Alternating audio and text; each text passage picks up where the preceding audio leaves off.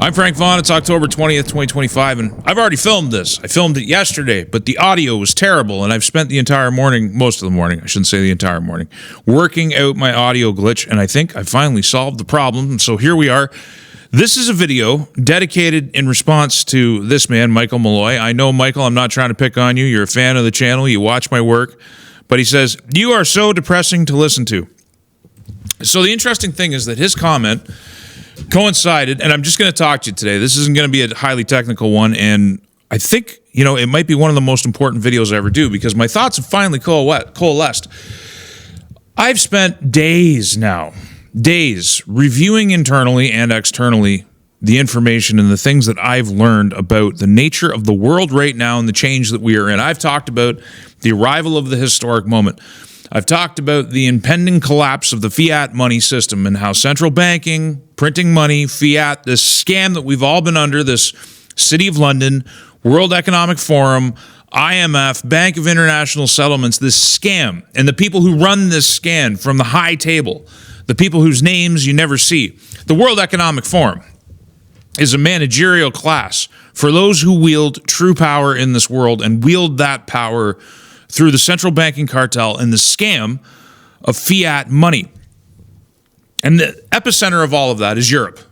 So in this video, for those few of you who are actually in Europe watching my work, and there are a few of you, I'm not talking about the European people who are in the midst of their own revolt against this very system, which is dead. It's over.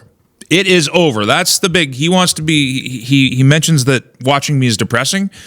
Today I'm going to give you the sunshine, and it's going to be mixed with a few clouds and a bit of rain because the world, victory over this system, which has been dominating everybody since before the Second World War, but we'll just say since the end of the Second World War, the victory over this system comes with risk.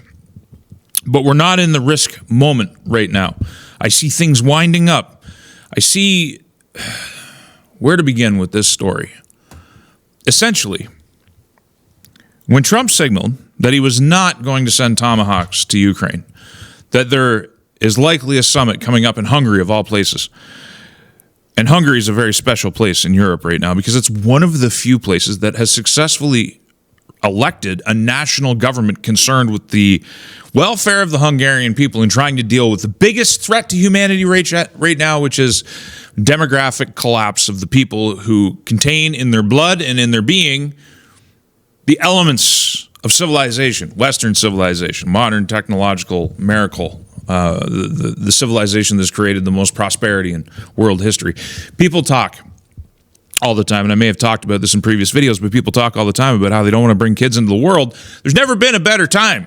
Go long on children. First off, not many people, well, I shouldn't say not many, but there's a lot more people who aren't doing it anymore, and they're online posting videos about their cats and their dogs being their kids, which they're not. That means your children inherit a greater share of the future. You're worried about instability. You're worried about collapse. You're worried about war. You think it's the worst time ever. We're not going through the bubonic plague. We're not going through the Black Death. We're not going through any of these challenges that our predecessors had many more children through. We're not watching a high percentage of our newborns die from preventable conditions. We're not doing any of these things. It's a great time to have children. Anyway, what I want to talk about is the death of the World Economic Forum and the global order that's dominated us, the high watermark of which was the C-19 era, whose back was broken by the people and by those nations who are committed to breaking away. Now, I have to issue a correction. I have highlighted, it's not even a correction. It's a note. It's a subset. It's just a note. I've talked about China as the principal geopolitical adversary of North America. I've also talked on this channel about how Russia and China are not natural allies. They have to be forced together by the stupidity of the West, which they have been, but it is not a permanent condition. China and the United States and India and Russia are better described as rivals. And rivals are not necessarily enemies, at least in the near term. They're rivals. They're competitors. They're competing for position in this multipolar world we're coming into. There is no stopping this. Everybody's been concerned for decades with one world government emanating from the United Nations and the World Economic Forum and the central banking system and the City of London, it's all coming to an end. And the reason I can say firmly now, unlike any other time before, I spent most of Sunday. I had intended to get up and go to church, and for a variety of reasons, mainly having to do with family interactions through the night and kids being up late and things that happen, we didn't get to church. I woke up and my head felt like it was full of cotton balls. So I spent a good chunk of the day in total silence, just meditating, like literally just meditating. And I don't mean that in a spiritual sense. I mean, meditation is, you can meditate and be secular. You can meditate as an atheist. You just listen, you let your mind drift over thoughts and the evidences and the things that we've been talking about on this channel for months. And it's very simple to me. It's very clear now. China, Russia, and the United States under Trump and his administration have decided the European order is over. And I've worried in the past up to this point, because I'm a big believer, especially with politicians, you don't put your faith in politicians. You don't put your faith in Trump or Putin or Xi or anybody. These are the people who rule over you. These are your politicians. They're not God. I wouldn't even call it a trust but verify situation. As I've said before, I view my role as an uncompromising critic. I may be wrong, I may be right, but I am never going to bat for a team again, at least as long as I can foresee into the future, because the times I've batted for a team, that team betrayed me and were not the things they promised to be. I'm looking at you, Bernier, and I'm looking at Doug Ford. I'm looking at the people I've tried to help over the course of time who claimed at least they had enough sense in their brains to make a difference, and they turned out to either be, in Doug Ford's case, to be a complete liberal. You should have voted for Bonnie Crombie and elected her. It would have been more honest government, because Doug Ford pretends to be something different. He's not. He's spending millions of your dollars advertising in Democrat states, begging for the Democrats, these reactionaries, these people who are funding these absurd No Kings protests that are being funded by billionaires who want the European order to survive. It's not going to survive. These reactionaries begging them to help him save Canada from the Republican Party. And you know what he's talking about saving Canada from? He's saving Canada from liberation. He's saving Canada from actually seeing the truth, that we've all been scammed by the fiat money system.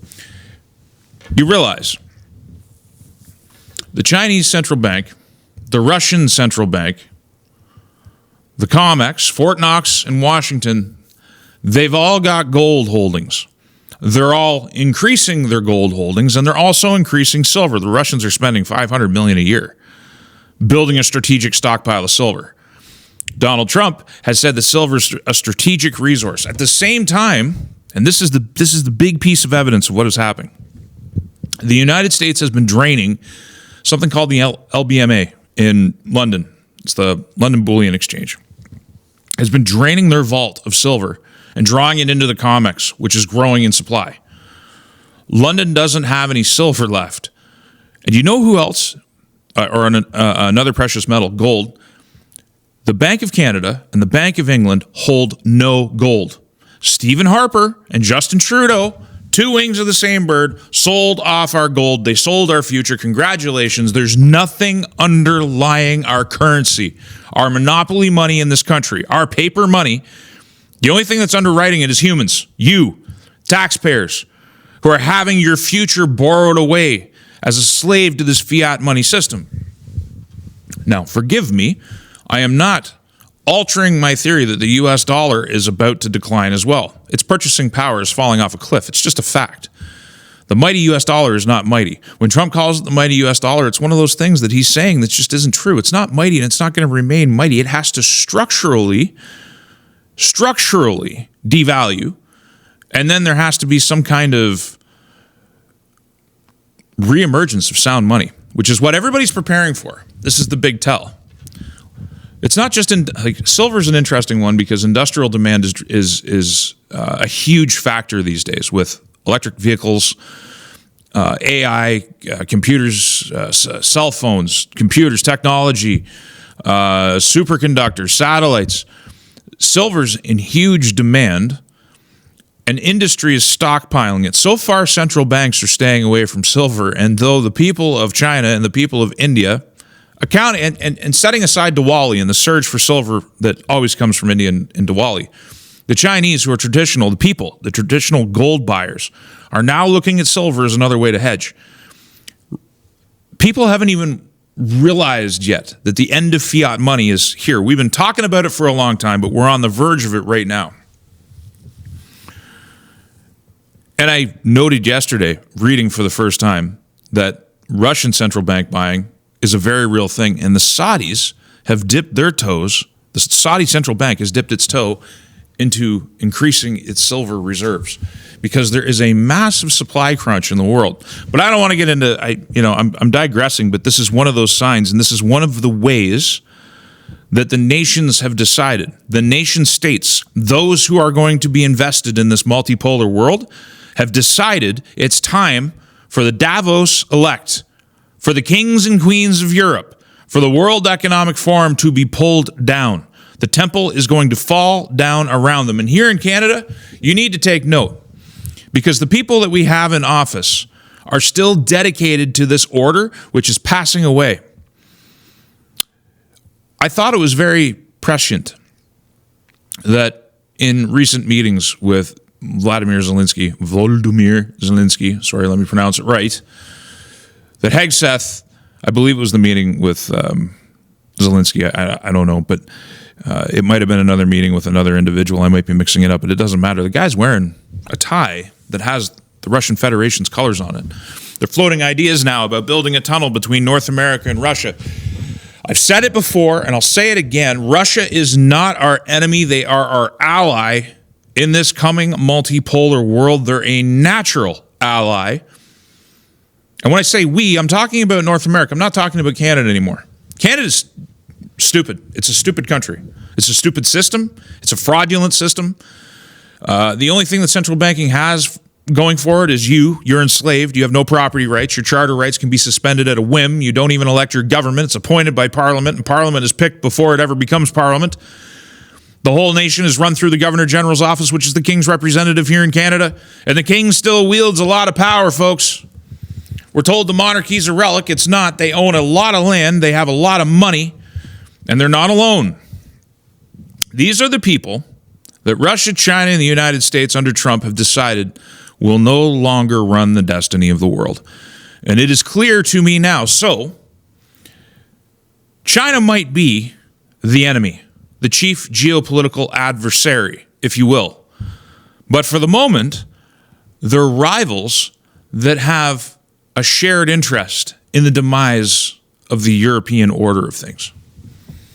So these negotiations, these trade negotiations, these meetings with Trump, it's about setting up a system that can get this job done, that can get the reworking of the monetary system done. Devaluation's coming. The debt spiral's real. Nothing I've said in previous videos changes by the things I'm saying now. The United States has a massive debt problem. Why? Because most presidents, most Congresses, and most Senates have been aligned with the European order and have been content to use American power to further the interests of that Davos set, that World Economic Forum set. Trump's speech at the UN was yet another indicator that he has a very different vision, and in Trump 2.0, in this administration right now, there's a lot more experience, and there's a lot more like minds. And they are proceeding. And we can pick apart at the edges. We can talk about Israel. We can talk about the Middle East. We can talk about America's willing partnership with Israel. And we can parse that all apart.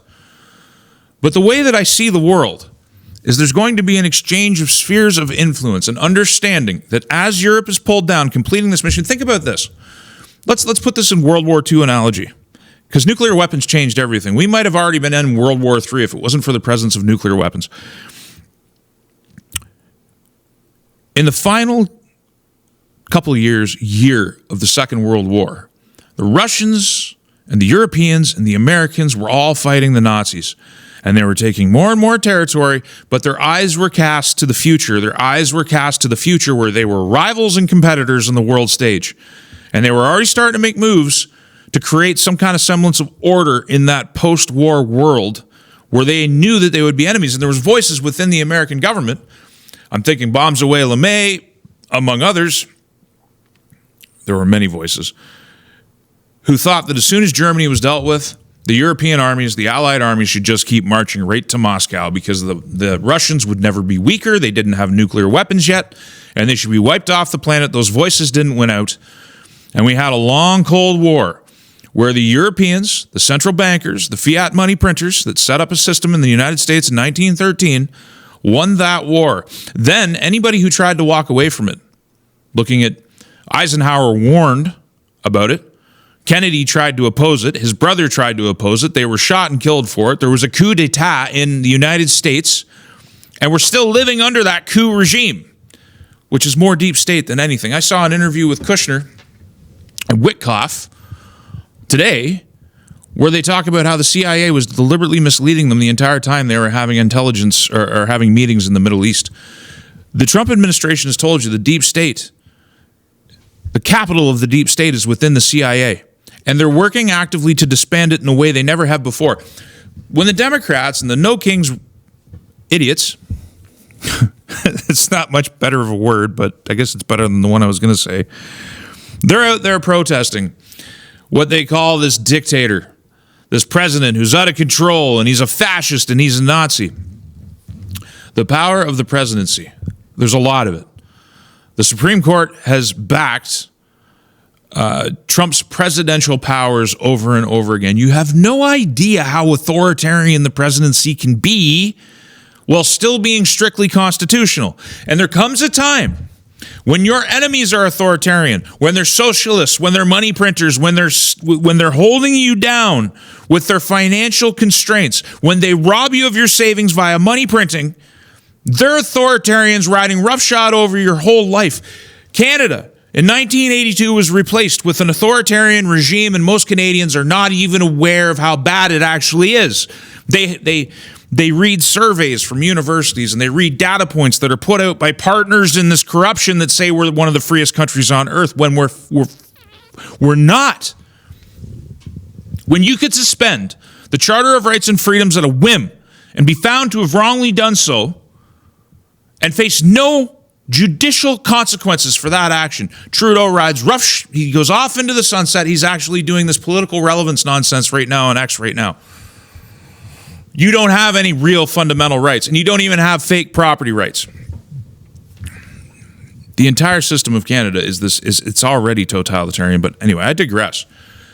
When you have these totalitarian elements aligned against the people, setting Canada aside for a minute, let's look at the European Union. No more totalitarian state can you possibly have with a veneer of democracy. Again, their governments are appointed as well. The European Parliament is a gutless. No, I shouldn't say it's gutless. It has it's gutless inside the system. It's not the individual politicians who are gutless because there's some shining voices within the European Parliament, but they have no power, they have no fangs, they have no oversight. And the European government, this totalitarian state, you want to talk about fascism, this totalitarian state is going from country to country to country to country all over Europe and interfering in their internal election dynamics and making sure that the people who oppose the EU never get elected. They're put in jail. Elections are interfered with. They're outlawed. AFD has people dying left, right, and center. And they want to get us into a third world war, which will kill all of us, kill all of our children. And I think Russia and China and the United States have had enough, and they've made up their mind they're not going to let it happen. And it's a tricky thing because you have rivals negotiating this new world. But I'll tell you, all the commentators out there and all the people out there who are talking about NATO, and they're talking about NATO spending, and they're talking about Ukraine and how we can't give up Ukraine and Russia's the enemy, they are thinking in outmoded ways that are completely irrelevant to the modern day. The fiat money system is about to crash, maybe over a course of years, but it's already happening. This is the thing you need to understand. When the US dollar is losing value versus the ruble, versus Hungary, the writing's on the wall. It's happening in real time. You're seeing gold and silver appreciation. These markets that have been fixed for so long, paper can't fix it anymore. And a lot of that price rise is the decline in the value of the paper money supply. So you wanted good news. You didn't want me to be so depressing. This is the silver lining that carries us through the next several years. I finally come to a place where I'm not as concerned as I was about the state of the world. I think the collapse of the fiat money system and the bringing down of European power is baked in. It's going to happen. The getting control, Donald Trump highlighted on Air Force One, was either last night or today. He's got three things he wants out of China. He wants an end to the fentanyl problem. He's literally blowing boats out of the water in the Caribbean. There's people who say that, and they're right. You got the CIA-Contra affair. You have CIA drug running. One of the ways the deep state funds itself is through human trafficking and drug trafficking, officially endorsed by the deep state, by the bureaucracy in the United States. The rabbit hole is deep and dark. The night is dark and full of terrors, but dawn is coming. The people who say that it's just some kind of racket, it's a front for regime change in Venezuela. Well, regime change is probably coming in Venezuela. Troops are massing now. It looks like the Americans in this new, and this is something else I touched on Twitter. I wish yesterday's audio had a caught so good because I said it so well. It's not that I'm not saying it right here. Man, that one felt good. But at any rate, sometimes you can't help but have tech issues. So far, I'm not having any today. This new Monroe Doctrine that I was talking about before Trump came along, this focus on Fortress North America and the affairs of this hemisphere, we're not alone in pursuing that. China is pursuing its own Neo-Monroe Doctrine in East Asia. And the fact of the matter is, there's probably some kind of private understanding that's coalescing between these multipolar powers about who has what sphere of influence where, or at least the beginnings of the conversation, because the job is not done yet. The old order hasn't been brought down. This is a process that's been unfolding for years, and it seems obvious to me now. Now that I've seen, I think you can perceive the truth and the reality of the Trump administration. I'm not talking about a Masonic, sent by God man on a mission to save humanity and do all this stuff. I'm talking about powers and interests balancing against each other towards a common objective, which is the overthrow of the order that we've all been struggling against for decades. Those of us in the know.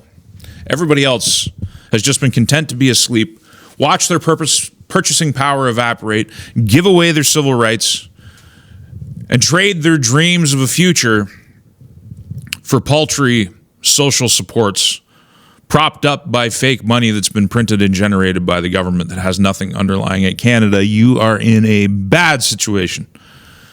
You got a bad government that is dedicated to a Europe that is sinking and that the world is united against. You want to know underlying these tariffs that are coming from China against Canada? Sure, there's a trade war between China and the United States. Those are rivals jockeying for position in the post-world order, the post-New World Order, whatever you want to call it. Canada's on the wrong side of both of them. You understand that? Under the current administration, with the current stupid mindset that most Canadians have, not here in the West, I'm looking at you guys back east, you got to figure this out. This alignment with Europe, we're on the wrong side of history. We're on the sinking ship. We just elected one of a man who ran both the Bank of England and the Bank of Canada. Well, we sold our gold off. Well, we destroyed our hope for a future. We got nothing underlying us anymore. We just have a mountain of debt. We don't have anything to monetize. And we are very slow. I've always said that Canada is always one of the slowest nations on earth to catch up to a trend. We're usually 7 to 10 years behind the world. And boy, are we behind right now. You want to hope that Mark Carney is somehow coordinating with Donald Trump, that this is a mission to lull the Canadian public to sleep with this elbows up nonsense while they're actually putting the elbows down and getting ready for the incorporation, the further incorporation of the Canadian economy with the American economy, because that's the only game in town. China might want Canada, but both nations, both China and America, are willing to bring Canada to our knees so that they can dominate us. The Americans, at least, want us to have our freedom. Maybe even the Constitution. What a gift. The best the world has ever done. What a gift. To have real civil rights. To have constitutionally guaranteed freedoms. To not have to play this stupid game of totalitarianism that the liberals are doing. I can't even believe they call themselves liberals with all these C bills that are coming forward that are going to try and censor us from telling the truth. Going to kick us off the internet. Close our bank accounts. Prevent us from being able to eat. And there's idiots who think that this is a good and noble thing that they are doing. What blasphemy! Then again, I want to hope that Scott Moe and Daniel Smith see what's happening. The world's changing. The old order's fading away. Net zero is going to be a relic. Doesn't mean there's not going to be solar technology. It's 90% cheaper than it was in 2010. It's still going to be around. Electric vehicles are still going to be around, I hope, in this multipolar world, because it comes with some risk. Let's fast forward a few years. The European order is well and truly collapsed. And they have led Europe into a nightmare where the people are having to reassert themselves to reestablish order in Europe. And we're in this multipolar world. Well, now rivals are competitors and perhaps enemies. And that's the risk. Once we transition away from this, we're into another era. I want to bring it back. This idea that Trump is this rampaging fascist authoritarian, I need to address that. There's been several authoritarians in the history of the United States, and the Republic has survived. Even with its empire, even with a coup that took out a president in 1963, the Republic has survived. They've been killing political adversaries, Charlie Kirk, Bobby Kennedy, Martin Luther King. Politically inconvenient people die by the dozen in the United States, and yet the Republic ticks on. It's a miracle of human ingenuity. It's something else entirely. And it recognizes a higher authority that passes down to the people their fundamental rights. But it has survived authoritarianism. Abraham Lincoln was an authoritarian. If you really want to examine the history of the United States, you want to understand presidents, Lincoln was a pure-blooded authoritarian. And he's looked back on very favorably for what he accomplished while wielding that authority. Franklin Delano Roosevelt, another authoritarian. A very popular authoritarian, but wielded the office of the presidency to do things, and we can debate. We can debate many of those things, whether they were good or whether they were bad. I don't want to do that right now because that's not the point I'm trying to make. The man outlawed private ownership of gold, okay? Fundamentally, an authoritarian. Looked back on with some favor by a lot of people. Trump is an authoritarian. He wasn't so much in 2016, but he is now because he recognizes the threat to the Constitution, to the United States, this existential threat from within, let alone from without. He recognizes it. And if he does not wield the Constitution with authority, different authoritarians with socialist intent, the Mamdamis, or whatever the hell that guy's name is in New York City, proud to pose with an imam who had a child slavery, dead bodies, kidnapped children, links to terrorism, you name it. He's posing for pictures. These are bad. These are a really bad brand of authoritarianism. Trump is wielding the authority of the Constitution, tested by the Supreme Court, to clean up the drug problem. Again, I didn't even finish that point. All those boats that are being blown up in the Caribbean, it's not a fake effort. If this was really just some kind of PR effort that wasn't about cleaning up drugs, first off, you wouldn't have Trump on board because Trump is dead serious about it. He recognizes some very key advice that he gives his children. No drinking, no drugs, and no smoking. Great advice. Great advice. Lead to a much better, wealthier life for you if you avoid those vices. Not to say you can't do it sometimes. Trump doesn't do it at all. He's very serious about it.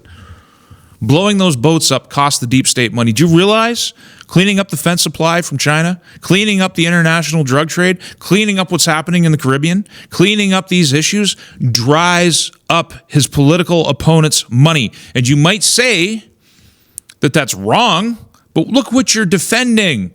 A world of safe injection sites and legalized hard drugs.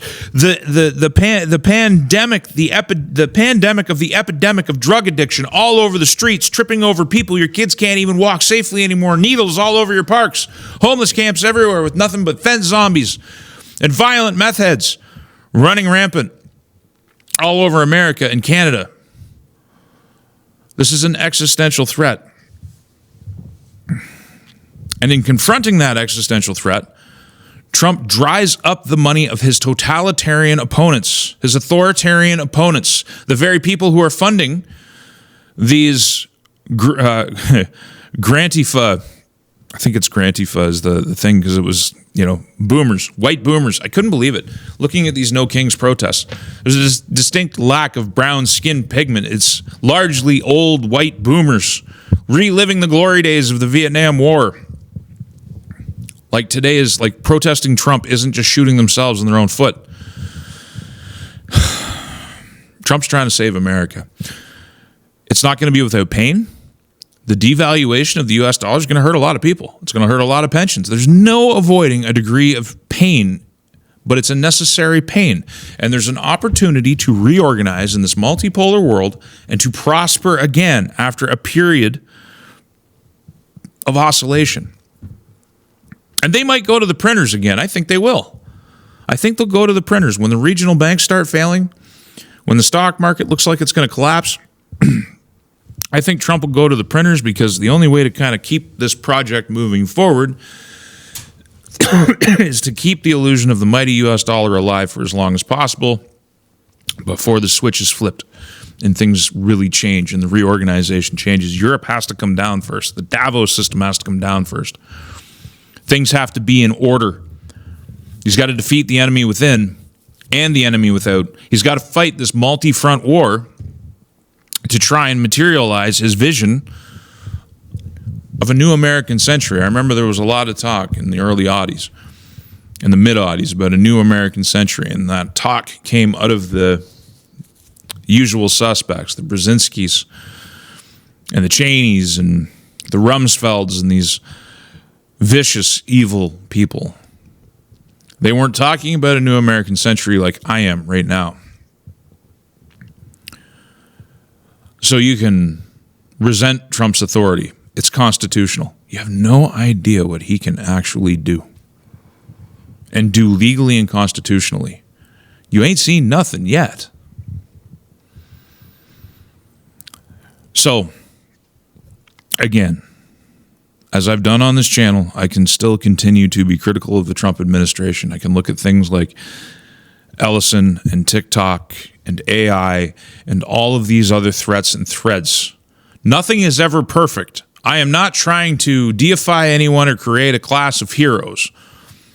The main purpose of this video is to celebrate what I think is an impending victory, which is the decline and fall of the globalist order and the emergence of a multipolar world with its own set of challenges that we're going to have to navigate to survive. But at the end of the day, for Mr. Malloy, if I'm saying your name right, who says that watching me is depressing, here's your good news, brother. I hope you enjoy it.